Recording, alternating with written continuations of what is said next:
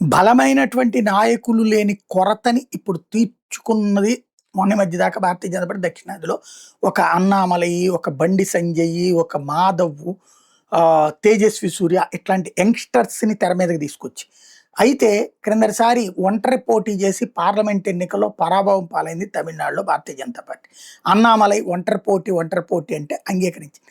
అన్నామలై ఆ రోజున గనక ఏఐఏడీఎంకేతో కలిసి పొత్తు పెట్టుకుని ఉంటే గనక గ్యారంటీ 10-15 సీట్లు సాధించేవాళ్ళం అని ఆ తర్వాత బీజేపీ లెక్కగట్టింది. అందుకనే అన్నామలైని పక్కన పెట్టి చివరికి వాళ్ళ మాట వినేటటువంటి లేదా ఏఐఏడీఎంకే నుంచి వచ్చినటువంటి నాయకుడికి అప్పజెప్పింది ఇప్పుడు ప్రస్తుతం నడుస్తున్నది. అయితే ఇప్పుడు తాజాగా అసెంబ్లీ ఎన్నికల్లో 27 స్థానాలు ఏఐఏడీఎంకే వీళ్ళకి ఇచ్చింది పోటీ చేయడానికి. 27 స్థానాల్లో ఇప్పుడు అన్నామలై పోటీ చేయట్లేదు. మొన్ననే చెప్పేశాడు నేను పోటీ చేయనని అన్నటువంటి మాట వచ్చింది. అయితే వాస్తవంగా బండి సంజయ్ లాంటోడిని కేంద్ర మంత్రిగానే తీసుకెళ్లారు. తేజస్వి సూర్య లాంటోడికి లోక్సభ ఇచ్చారు. ఇట్లాగ నడిచినాయి. కానీ అన్నామలైకి మాత్రం ఏ పదవులు ఇవ్వలేదు.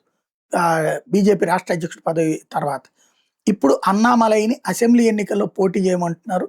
తనకి సంబంధించి ఒక బలమైనటువంటి నియోజకవర్గం ఉంది. అక్కడ పోటీ చేయమని భారతీయ జనతా పార్టీ అధిష్టానం తేల్చి చెప్పింది అన్నటువంటి మాట వినబడుతుంది.